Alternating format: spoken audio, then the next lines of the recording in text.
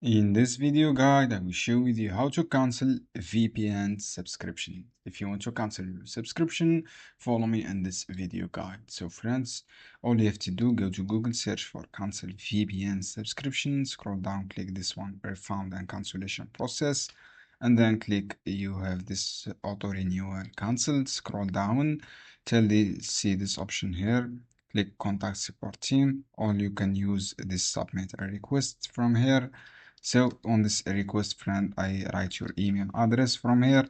After that, click on subject here, cancel auto renewal, and then write your refund reason or cancellation reason, and then choose the platform here, desktop or iOS desktop and Windows. After that, write your all description here. From here, write your description as I say. After that, choose the request topic and then write your subject as they say. For example, write your all reason, write all reason for your cancellation, and then click system here. After that, click submit. So friends, this is how you can do. I hope this guide helpful for you. Don't forget give like and give share this video.